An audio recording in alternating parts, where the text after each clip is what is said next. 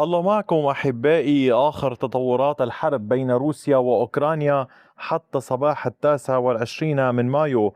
واصل الجيش الروسي عمليات التقدم في جبهة خاركيف، مسيطرا على بلدتين في اتجاهين مختلفين، فيما الوحدات الروسية الأخرى كانت قد تقدمت في مدينة كوستانتينيفكا مواصلة الضغط على الوحدات الأوكرانية. لكن في المقابل كان الأوكران قد ضغطوا بشكل كبير في جبهة المنطقة الموجودة هنا في جنوب دونيتسك، مع عمليات مستمرة لكلا الطرفين في مقاطعة دنيبرو وزابوروجي. الاشتباكات لا تهدأ في ليمن وكوبيانسك. تابعوا كافة هذه التفاصيل في هذا الفيديو حتى النهاية، ولنبدأ مباشرة بما جرى في جبهة خاركيف. هنا في المقاطعة إلى الشمال من مدينة خاركيف على طول الحدود الروسية الأوكرانية، القوات الروسية تمكنت من السيطرة على شيفشينكا في هذا الاتجاه. الجيش الروسي تمكن من التقدم والسيطرة على شيفشينكا كما تلاحظون على كامل هذه المنطقة باللون الزهري. هي قرية صغيرة بضعة منازل. كان التقدم بعمق 360 مترا بامتداد 1.13 كيلومتر على طول المنطقة. هنا الوحدات الروسية واصلت التقدم والضغط. القوات الروسية في هذه المنطقة لا تتوقف عن محاولة التقدم، فلا تزال المحاولات جارية على طول المنطقة هنا. وأعود لأقول لكم هذه المنطقة تقع على الطريق الهام الذي يربط بلغوراد بخاركيف. على طول هذه المنطقة يعني الوحدات الروسية تتحرك لتأمين المنطقة شيئا فشيئا، وبالتالي هذه المنطقة هامة. المعركة باتجاه كوزتشايا-لوبان هامة للغاية جدا. الأوكران يحاولون الاستعداد لمنع الجيش الروسي من دخولها، ودخولها يعد أمرا هاما، خاصة أنها بلدة حدودية كبيرة. وبالتالي نحن أمام معركة كبيرة اليوم بين الروس والأوكران في هذه المنطقة، فيما تستمر المواجهات في جبهات فولشانسك بكاملها شرقا وغربا وبالقرب من المدينة. كلا الطرفين يضغطان. كان الجيش الروسي قد تمكن من السيطرة على بلدة جديدة إلى الغرب من نهر أوسكيل أيضا ضمن مقاطعة خاركيف. الوحدات الروسية الجيش الروسي تقدمت على طول المنطقة هنا وسيطرت على بلدة نوفوفاسيليفكا. الجيش الروسي كان قد فرض سيطرته على هذه المساحة باللون الزهري. عمق التقدم للوحدات الروسية بلغ 1.67 كيلومتر بعرض 1.89 كيلومتر. المنطقة هنا ما أهميتها؟ إن كنتم تلاحظون هناك خط من القرى والبلدات على طول هذا الطريق الرئيسي عند الخط الأصفر، والوحدات الروسية كانت تحاول الاقتراب منه في عدة اتجاهات. التقدم في هذه المنطقة هنا تحديدا يعني يساعد على عزل هذه البلدات عن بعضها البعض، ما يساعد الجيش الروسي بالضغط من الجهة الجنوبية ومن الجهة الشمالية والشرقية لمواصلة عملياته. فلنرى كيف يعني سيتصرف الجيش الروسي، كيف سيستفيد من تقدمه هنا، أو سيكون هناك محاولة اختراق نحو العمق أكثر للالتفاف على كامل البلدات الموجودة على طول هذا الطريق الرئيسي.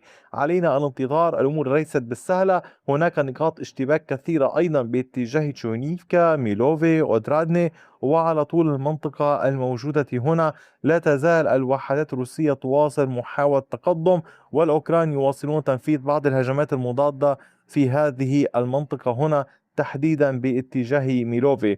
إضافة إلى كل ذلك المعركة في كوبيانسك مستمرة، ولكن دون أي تغييرات في خريطة السيطرة حتى اللحظة. ولكن الاشتباكات يكون قوية تتركز في هذه المنطقة من القسم الشمالي الغربي من المدينة، مع اشتباكات متواصلة في هذه الأجزاء من الجبهة الشرقية امتدادا إلى جبهة ليمن، حيث لا تزال المعركة قائمة، والمحاولات الأوكرانية للاختراق باتجاه أوزيرني مستمرة، مع محاولات اشتباك يمكن قول كبيرة لإخراج الجيش الروسي من هاتين البلدتين، إضافة إلى المعارك في ليمن واتجاه زاريشني ودروبيشيفي. كذلك الأمر نفس الاشتباكات نفس الحدة في الجهة الشمالية من مقاطعة دونيتسك في هذه المنطقة. أما نصل إلى عملية التقدم في كوستانتينيفكا، هنا الجيش الروسي نجح بتوسيع السيطرة والمنطقة التي كان قد أغلق بها المساحة الموجودة هنا. كما تلاحظون يعني بالأمس سيطر الجيش الروسي على هذه المنطقة اليوم سيطر على هذه المساحة باللون الزهري. عمق التقدم للقوات الروسية بلغ 700 متر بعرض 690 مترا. الاشتباكات لا تزال متواصلة بين الطرفين، مساعي كبيرة في محاولة ليكون هناك نوع من توسيع لمساحة السيطرة لدى القوات الروسية ليصبح الطوق أكبر على القوات الأوكرانية وإغلاق المنطقة. هناك يعني كما تلاحظون طريق على طول هذا الاتجاه يعني بات تحت نيران القوات الروسية. إضافة إلى ذلك تحاول الوحدات الروسية إغلاق المنطقة هنا لمنع إرسال أي مساعدات عبر النهر للقوات الأوكرانية من هذه الجهة. أعود أذكركم هناك نهر في المنطقة هنا، وبالتالي يعني أصبح نوعا من العامل السلبي للقوات الأوكرانية. الاشتباكات لا تزال مستمرة في كامل هذه الأرجاء، يعني رغم العمليات ورغم الطوق لا يزال هناك خط اشتباك بين الروس والأوكران. يحاول الأوكران مواصلة الدفاع مع استمرار العمليات القتالية في الجهة الشرقية هنا. والآن نصل إلى معركة قوية جدا، هي المعركة في جنوب دونيتسك. هنا القوات الأوكرانية تواصل الاختراق والتقدم، والجيش الأوكراني كان قد تقدم مجددا باتجاه بيدابني مسيطرا على هذه المساحة باللون الأزرق. عمق التقدم للوحدات الأوكرانية كان 2.35 كيلومتر بعرض 1.86 كيلومتر على طول المنطقة. هنا الوحدات الأوكرانية تحركت، وكان هناك توسيع للمنطقة الرمادية حيث الضغط الأوكراني يزال مستمر. دخل الأوكران إلى مشارف بيدابنة إلى المنازل الأولى. القوات الروسية تحاول التعامل معهم، تراجعت قليلا. كذلك الأمر باتجاه تولستوي، الاشتباكات مستمرة بين الروس والأوكران. هناك محاولة تشكيل نوع من الخط الدفاعي في هذه المنطقة. دعوني أشير لكم إلى التحصينات الموجودة هنا.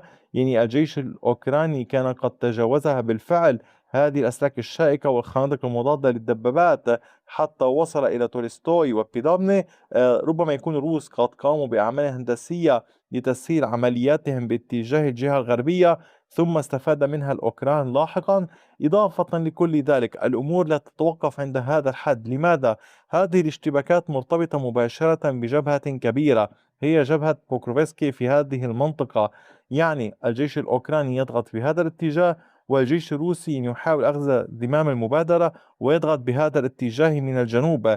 والمعركة كما تلاحظون توسعت المنطقة الرمادية حيث كانت جزء منها تحت السيطرة الأوكرانية، باتت اليوم منطقة رمادية نتيجة ضغط القوات الروسية ومحاولة التقدم أكثر فأكثر. لذلك هذه الهجمات تفتح الكثير من الأسئلة حول موضوع القوات، عديدها عتادها، القدرة على تثبيت السيطرة في هذه المناطق. يعني تلاحظون كما في جبهة زابوروجي هناك معارك باتجاه المدن والبلدات مباشرة، يعني تمسك بكل متر من الأرض. أما في بعض المناطق فهناك مساحات رمادية نتيجة يعني أوكرانيا واسعة، وكلا الجيشين يعني يحاولان قدر الإمكان الثبات في مواقع ما وفي نفس الوقت تغطية باقي المناطق، لكن المساحات الواسعة يعني تسمح للطرف الآخر أن يكون هناك عمليات اختراق طوال الوقت. وهذا أمر يعني يحاولون فعله في محاولة لتغيير الميدان وتغيير الوقائع والسيطرة والتقدم. أما فيما يتعلق بالعمليات في القطاع الغربي من زابوروجي لا تزال مواجهات مستمرة، ولكن دون أي تغييرات في خريطة السيطرة. أحبائي يعني كما لاحظتم أيضا فيما يتعلق بالتعاون بين السويد وأوكرانيا، فكانت يعني أوكرانيا قد حصلت على مساعدات بقيمة 2.7 مليار دولار كما قال زيلينسكي من السويد. سيتم استخدام الجزء الأكبر من الأموال في شراء طائرات جريبن، وما يقرب من 400 مليون دولار أمريكي في إنتاج الطائرات بدون طيار. كذلك يعني السويد كانت قد أعلنت عن تقديم 16 طائرة مقاتلة من طراز جريبن سي بي كهدية لأوكرانيا. أما التي سيتم شراؤها فهي 20 طائرة من إصدارات إي وإف بأموال من القرض الذي قدمه الاتحاد الأوروبي. وسيتم تسليم الطائرات التي اعتبرت كهدية بداية عام 2027، بينما يتوقع تسليم طائرات جريبن إي قبل عام 2030. أحبائي هذه هي آخر التطورات حتى اللحظة، أي جديد سأوفيكم به لاحقا. شكرا على وقتكم الثمين، وإلى اللقاء بفيديو آخر.